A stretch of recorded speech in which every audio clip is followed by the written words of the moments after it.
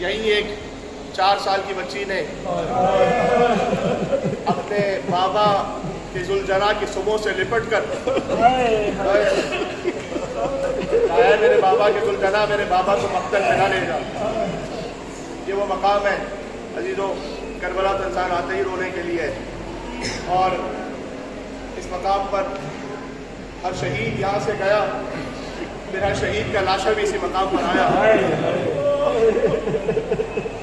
एक लाशा ऐसा है जो बड़ा मुनफरिद आया था, शायद गठरी में उस लाशे को लेकर आया। तो मकाम अली अकबर पर शहजादा अली अकबर का जिक्र हुआ, मकाम अली असगर पर हुसैन के शिशमाही का जिक्र हुआ, लेकिन यतीम हसन का जिक्र चंद लम्हों में। हुसैन जब उस लाशे को लेकर आए, बीबी ज़ैनब ने पूछा कि भैया तेरे हाथ तो खाली है, लाश कहाँ पर? क्या बहन ये पुष्प पर जो गठरी देख रही,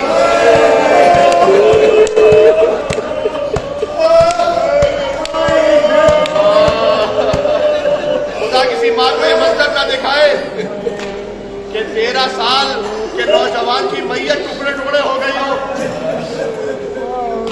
इसी मकाम पर और मोहब्बत का मातम है। क्या अर्ज करूं अजीजों, इसी मकाम पर रुखसत हुसैन इब्न अली है। बिखराए बाल अहले हरम साथ साथ थे, पटके में शाहिदी के सकीना के हाथ थे। हुसैन जब के चले बाद दोपहर रखो,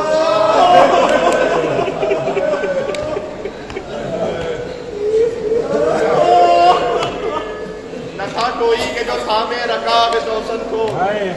हुसैन चुपके खड़े थे झुकाए करते को, सकीना झाड़ रही थी अबा के दामन को। आसरा था कोई शाह करबलाई को, फकत बहन ने किया था सवार भाई को।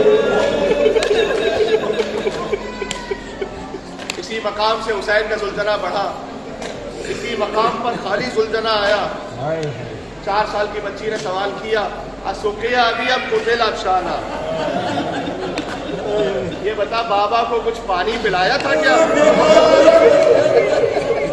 हम कुतिल अफशाना, ये मेरा बाबा प्यासा मारा गया।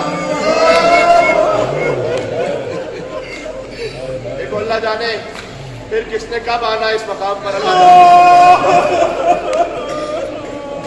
यकीन जानो ये शुक्रिया का मकाम है।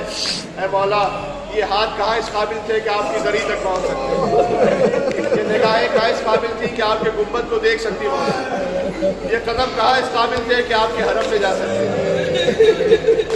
लगाए हुसैनी पर हमें बुलाया। यही वो मकाम है जहाँ शाम गरीबा खेमे जलना शुरू हुए, बीबियाँ एक खेमे से दूसरे खेमे, दूसरे खेमे। यही वो मकाम है जहाँ सकीना की बालियां छीन ली गई।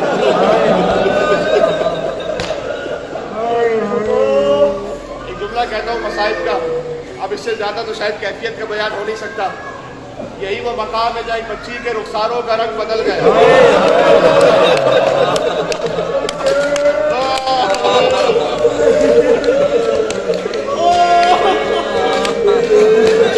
बीबी आजरकुम अल्लाह, खुदा की आवाज़ों पर रहमत नाज़िल फरमाए, तो गम नाता फरमाए। इमाम हुसैन के खुदा हुसैन के बच्चों के सदक़े में आपके बच्चों को सलामत रखे। ये मेरी अपनी दुआएं नहीं है, कि जब इमाम सादिक सजदे में जाते थे तो दुआ फरमाते थे, कहते थे परवरदिगार तू चीखों पर रहे हुए।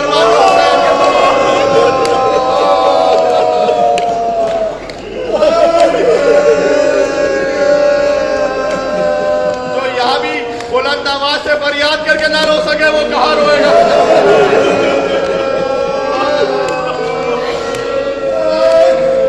साहिब हुसैन का मकाम ये है, रिवायत में तहज़ुरु इंद क़ब्र इब्निहा, बीबी फातिमा खुद अपने बच्चे की कब्र पर हाजिर होती है। वतस्तग़फ़िरु लिज़ुवारे, हुसैन का ज़ाहिद तो बाद में मग़फ़िरत करता है। हुसैन की माँ पहले कहती है परवरदिगार ये मेरे बच्चे का ज़ाहिद। बीबियाँ एक खेमे से दूसरे खेमे, आखिरी एक रिवायत पढ़ती है मुझे, तकरीबन ये रिवायत मैं खेमागाही में पढ़ता हूँ, इसलिए कि कहीं और पढ़ने की सकत भी नहीं। एक कैफियत है कि हर बीवी के सर से एक के बाद एक चादर छीन ली गई। बीबिया जब सज्जाद के खैमे में पहुंची, शहजादी ने उसको कहा था कि बेटा सज्जाद जलकर मर जाए या बाहर चले जाए। एक बयान है जो बुजुर्ग उलमा ने कहा है कि कूली बाद में आया, उसने देखा उस पर लानत और बेशुमार, उसने देखा फकत एक बीवी के सर पर चादर बाकी है।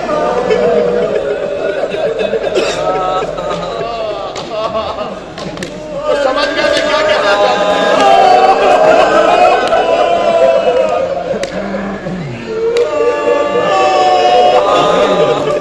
किसी की जुर्रत नहीं होती थी कि हुसैन की बहन की चादर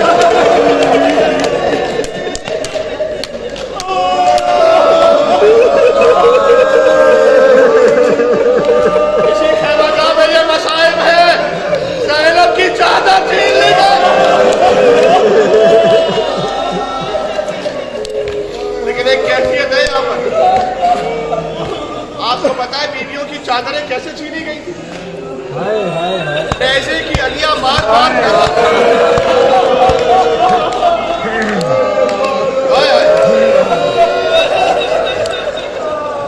मुझे माफ कीजिएगा, आजादार का दिल बड़ा जख्मी होता है। यकीन जाने मेरा अंदर से वजूद का आगे जुड़ा कैसे। बोली कहता है मैंने ऐसा मार कर चादर ज़ैनब को छीनना चाहूं।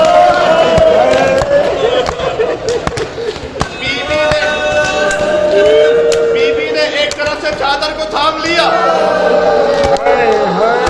जवान है ज़ैनब बूढ़ी हो चुकी है, लेकिन अब्बास की बहन है। कहता मैं चादर छीन छीन कर थक गया, मैं चादर नहीं ले पाया। कहता मुझे करबला की जमीन पर एक पत्थर नजर आया।